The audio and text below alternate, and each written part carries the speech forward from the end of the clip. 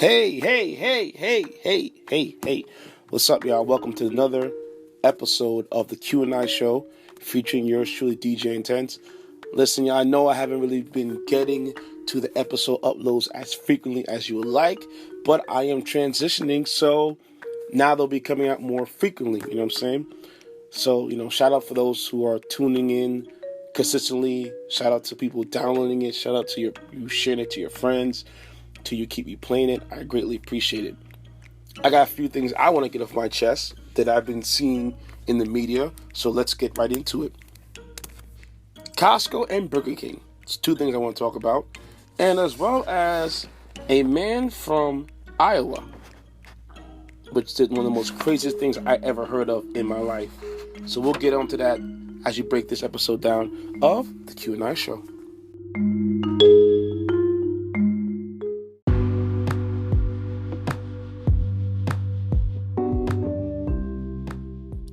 If you haven't heard about Anchor, it's the easiest way to make a podcast. Let me explain. There's a creation tool that allows you to record and edit your podcast right from your phone or computer. Anchor will distribute your podcast for you so it can be heard on Spotify, Apple Podcasts, and many more other podcast platforms. You can make money from your podcast with no minimum listenership. It's everything you need to make a podcast in one place. Download the free Anchor app or go to Anchor FM to get started. Once again, it's free. So, download the free Anchor app or go to anchor.fm to get started. Why would you not take free money?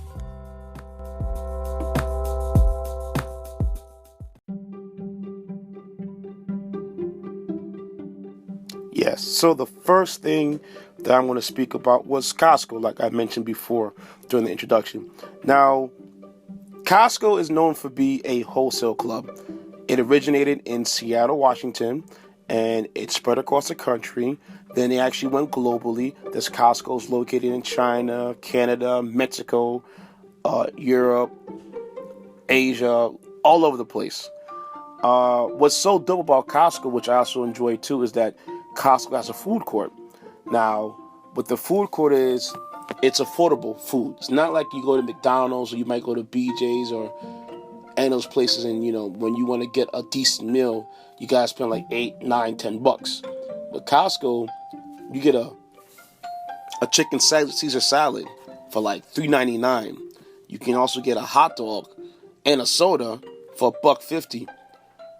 They're kind of stuck back in the, 1980s, 1990s or whatever in terms of their food prices. Their food prices have never changed. It's always been the same. They even have a chicken bake for like $3.99, and it's really, it's all good. Their foods they're surprisingly for a food court food is actually pretty good, and you're getting decent food at an inexpensive price.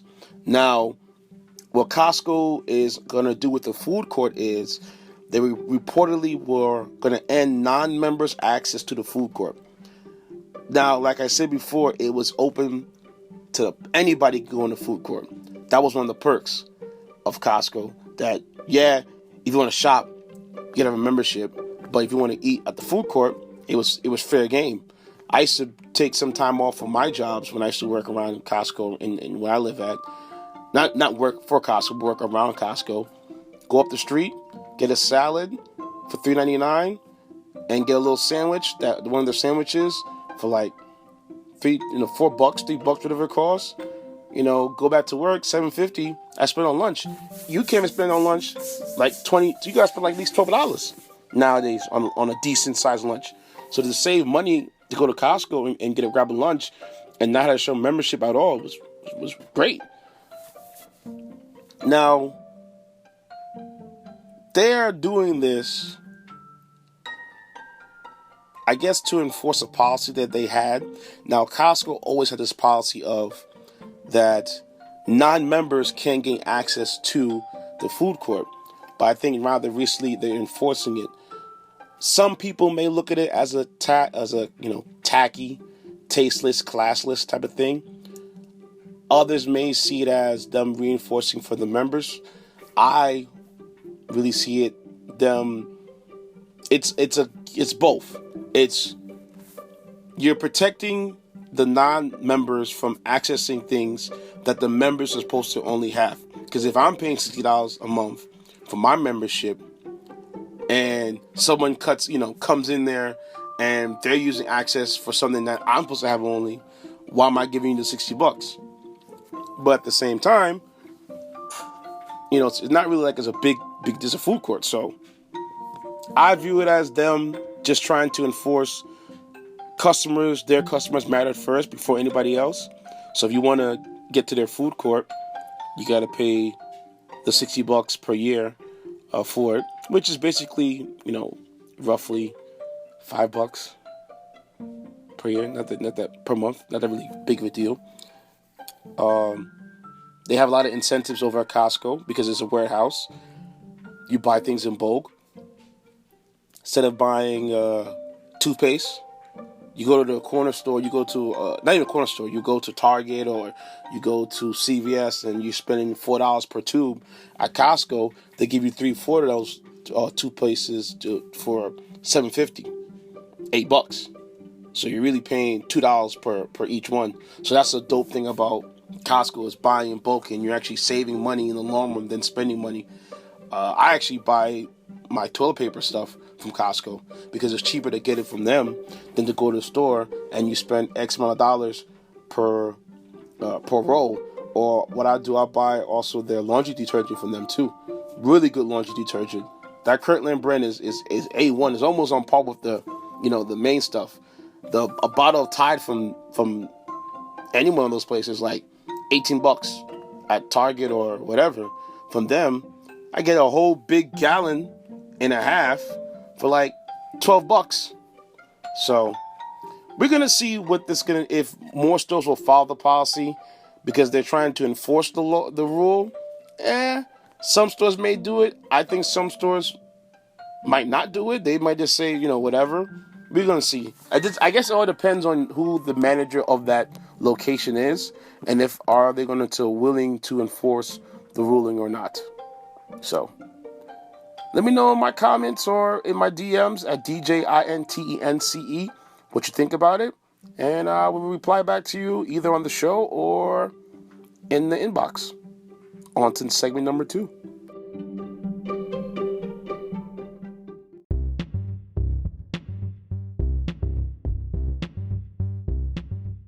So, on to topic number 2. Burger King. Burger King is an American franchise chain of hamburgers. So it's a hamburger restaurant, basically. Compared to like McDonald's and Wendy's and whatnot. Burger King started in 1953 as Insta Burger King in Jacksonville, Florida. It's actually a Florida-based restaurant chain. And its headquarters located in Miami-Dade County, Florida. Now, what Burger King is doing, which I thought was amazing, they recently dropped a disgusting but beautiful ad of a moldy Whopper. Yes, you heard what I said. A decomposed, moldy Whopper. Now, the move is brilliant because they're trying to showcase that Burger King is doing away with putting preservatives and artificial flavors in their foods. Yeah, they're trying to do it away. They're actually going more natural. Now, the ad shows a time-lapse video of the Whopper decomposing within 34 days to prove against the use of preservatives in the food. Now, they said at the end of 2020, all the foods will be preservative free. Now, the ad is a trend in the fast food industry, pushing towards, like I said earlier, a natural and a socially conscious food. Others following that trend too are McDonald's, because last year they switched from frozen to fresh beef. Popeyes recently signed on to the Better Chicken commitment by bringing chicken that's, not mass produced, but well you can say the poultry's well taken care of. Now, artificial ingredients have stained fast foods for a while now. Let me tell you how crazy this is, right? In Iceland, they have a McDonald's burger and fries that's on display since 2009. And the crazy thing about it is, the burgers and fries still looks the same since 2009. And that McDonald's was the last of its country since 2009, and they've been closed up shop. So it makes me wonder, what the hell did they put in their foods while I was growing up? Now, I was born in the 80s. So the 80s and 90s and 2000s make me wonder, like, what were y'all really putting in y'all foods? All you fast food chains. Because the whole time we're thinking it's okay to eat and it's good for us and yada, yada, yada. But slowly but surely, you were just adding things in there to make it, to mass produce these things even longer and kind of cut corners. Now, I remember on my own show, the podcast that I do, the Nightcap, I spoke about food grade beef and how a lot of these fast food chains were given Fs because their beefs contained antibiotics. And what happens is that if your meat contains antibiotics, over time, the bacteria in the meat, it can't combat it. So when you think you're eating if you want your beef raw, I don't know if you want a raw burger or medium well, whatever the hell how you eat your burgers, you might be eating contaminated meat. So, yeah, I was wondering, like, what were they doing back then? But time has passed on. We know better now, and we're all becoming more socially conscious of what we put in our bodies, as far as going organic and going free range and those natures, or avoiding a lot of dairy and eating, vegan food or vegan type of thing. So all these places are trying to keep up with the trend because they know that if they consistently put out products that are harmful to the bodies, people are going to speak against it. So in a chess move with the masses, Burger King said, okay, let's put on display a burger. And the ad is on YouTube, so if you're going to go to YouTube, you can check it out. And just put Burger King Whopper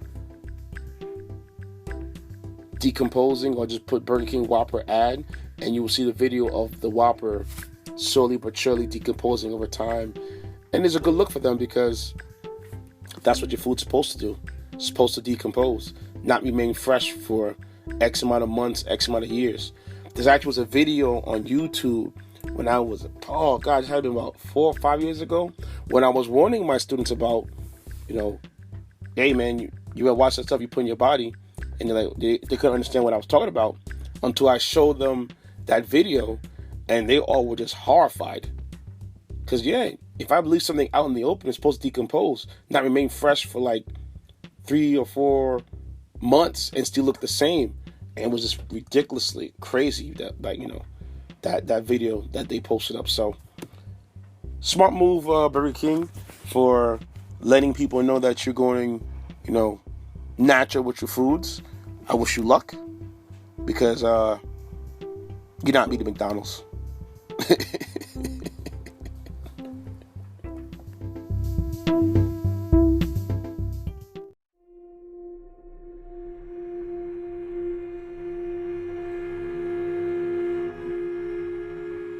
So this story right here is pretty crazy. When I say crazy, crazy. A man kidnaps a woman and he forces her to watch Roots. Yes. A woman in Iowa, Cedar Rapids, Iowa, to be exact, claims a man made her forcefully watch Roots to understand her racism. So basically, this guy, he kidnapped a woman, kept her there for X amount of hours, and made her watch Roots because she had to understand that about her racism of her family lineage. Cedar Rapids, Iowa states that 52-year-old Robert Lee Noy, a black male, doesn't help, made her watch the 1977 miniseries Roots. Now, if you don't know what Roots is a miniseries that traces author Alex Haley's family line and how it relates to the history of slavery in America. Roots premiered in January 23, 1977, and was an instant success. It had 100 million views by the time the series concluded on January 30th, 1977. Its series finale ranks third most watched TV episode of all time. That's behind MASH and Dallas. So think about in the 70s and 80s a black program that had that many views at that time. To this day, it's unbroken, that record, and it's just like, woo, that's pretty good. Now, Noy kidnapped the woman and made her watch the movie. He told her she was to remain seated, and if she attempted to move, he threatened to kill her and spread her body parts all over I-380 in the Midwest Chicago. Now, Note was arrested on false imprisonment and first-degree harassment. Now, when I first read the story, I was like, yeah, that's what she get. But I was like, wait, hold on, time out. She didn't deserve that. And it's not based on her family. It's not even based on even if he knew who the lady was. But he was trying to make her understand her racism. Like how? Like, what possessed to think to make you want to get up, kidnap a woman, and make her watch this history flick on your own? No, you are kind of out of control, bro. That's you don't do that to people. I understand that there's racism out there, and racism does exist, but to forcefully take somebody and to make them watch a documentary and threaten to kill them, the lady's probably traumatized now. I can't even say Kuta Kente around this woman. She probably just goes, ah! Ah! And falls over the ground and screaming all types of Lord Jesus. And oh, man, just horrible. So I'm like, yeah, bro, that guy, you need to have several seats. Yeah, you need to have a couple of seats because that's just ridiculous. I'm not going to kip snap somebody and make them watch Roots. I might tell them to watch Roots, or I might, fact check on some things, but to just forcibly kidnap somebody to make them watch a program, that's just disrespectful and just horrible. Beyond all means, you don't do that to people. Period.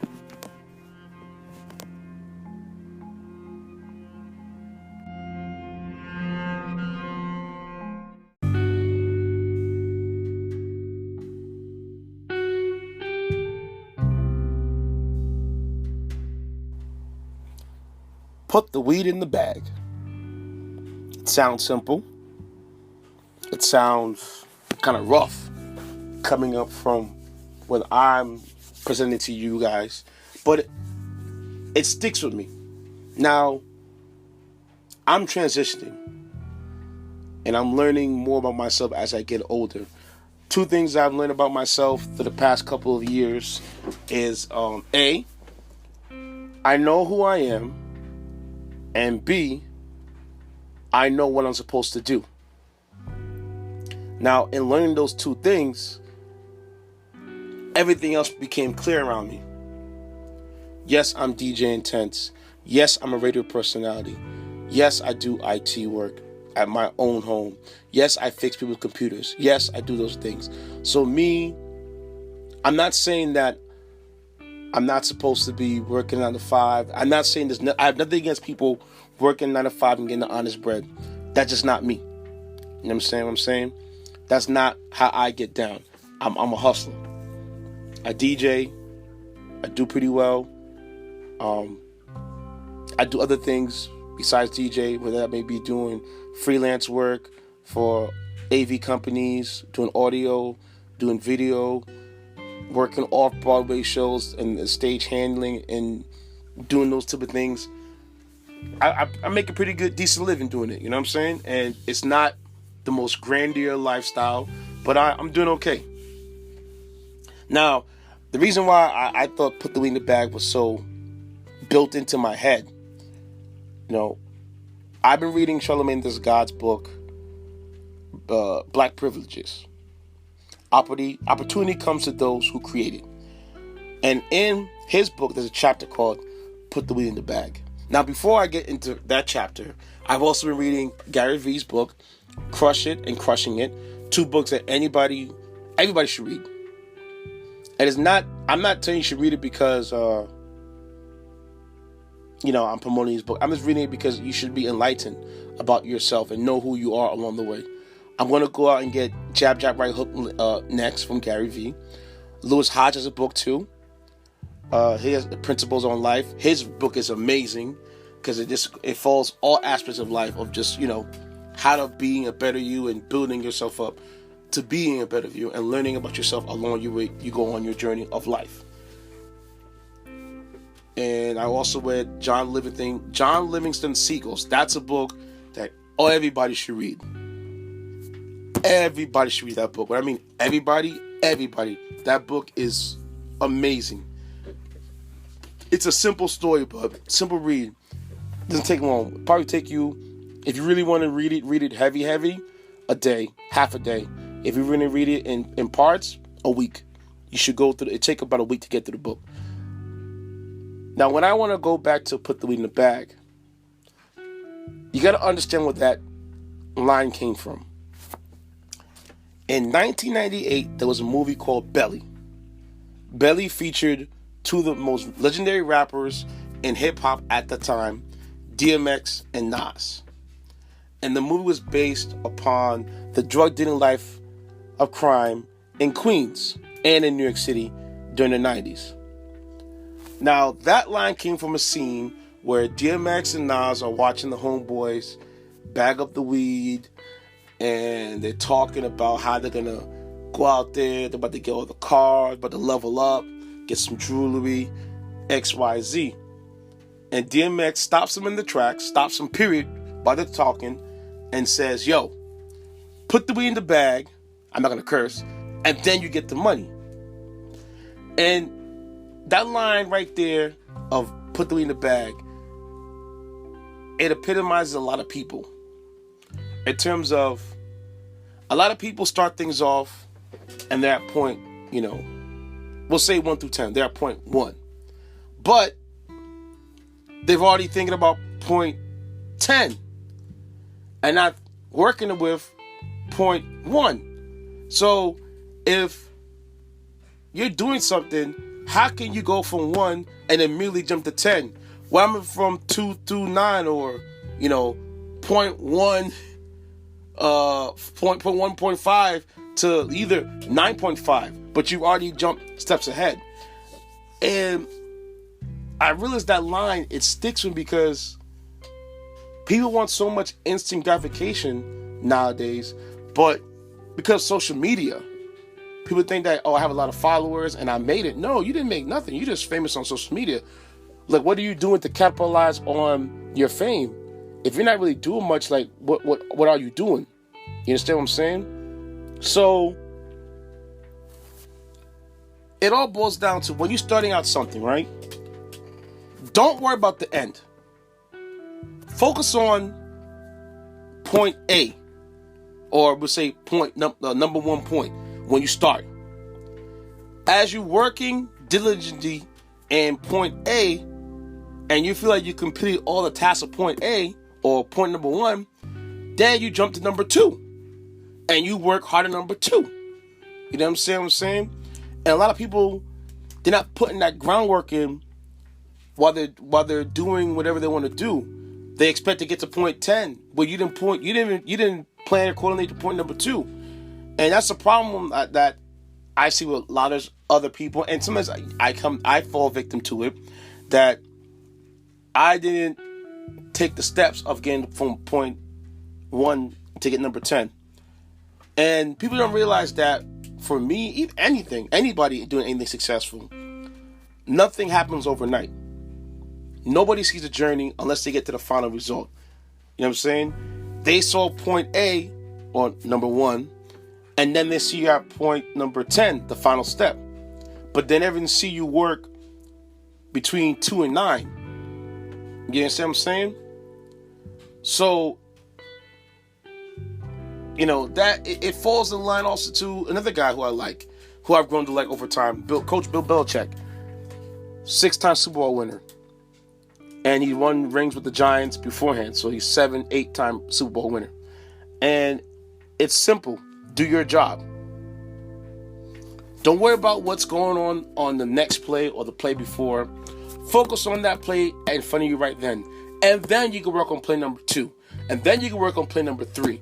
Until then, after a while, you scored a touchdown or you're pitching a shutout. Because you're so good at working the tasks that are in front of you. Another person who I admire, who kind of focuses on that similar situation, is Coach Greg Popovich. And it's simple. He says, basketball is a simple game. What wins is consistency, and competitiveness. So if you work your butt off on point number 1, eventually someone's going to present opportunity number for you to go to point number 2.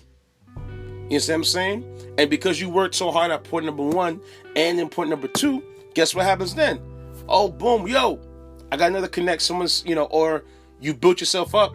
So then when it comes time to you to get point number 3, you just go and get it. Because you worked hard at point number 1 and 2. And I feel that a lot of people don't really do that. And they have to understand it's baby steps. You get what I'm saying? There's baby steps to this game right here. A lot of people want the glitz and wants the glamour, wants to go out there, do this and the third. No. You got to build yourself up. You got to build up your clientele. You got to build up your ammunition. So when you dump it on them, when you get to point number 10, you can get there efficiently and effectively because you built yourself up from point 1 to 9. So when you get to 10, it didn't happen overnight. You did it. And another thing too that happens with some people is that people don't realize of the groundwork you put in beforehand. So when you get to point number 10, people are jealous, people are envious, people are talking smack, not realizing that how hard you worked to get there. And even he spoke about it during the show, like, how can a guy from South Carolina come to New York and be so popular and get all this and that? You say, he put that work in. He put the weed in the bag. Charlamagne the guy started off as an intern at a local station in South Carolina where he's from. And worked his butt off until he got to this point right here. So it's just a friendly reminder that the journey for me is the success. So is the struggle. The struggle is the success. And the reward is when I get to my final destination of reaping all the benefits that I put into to get where I want to be at, where I know I want to be at. So whenever you're in doubt with something, whenever you feel like something's off with yourself, just remember this statement from me that you're hearing right now. Just put the weed in the bag, man. And with that being said, bid you guys a good day. Once again, it's your boy DJ Intense. Follow me on all social media platforms at DJ INTENCE. I'll be uploading more and more frequently. So, yeah, man. Put that weed in that bag, yo. And tell your friends to follow the show. The Q&I show with DJ Intense. Tell your peoples. Tell everybody. Tell your mama. Play in front of your friends. Play in front of your mama. Play in front of your church members. Play in front of your bosses at work. Because I don't really curse on this thing. I don't like doing that. Unless I got to, or unless I'm really heightenedly upset about something, okay? So once again, the Q&I show, DJ Intense. This is what I believe we'll be doing more frequently. It might come on once a week, might come on 2 times a week, might come on 3 times a week. Whenever I see something that's out there that I catch my eye, I'm going to just jump on here and just record it and talk about it. And leave you with a little quote at the end of each segment. Just trying to uplift people because a lot of times that, people's diet. And I'm talking about diet like in terms of eating diet. I'm talking about diet of knowledge, diet of what you see. You need a reprieve. And I want to be that reprieve for you. So, you're welcome.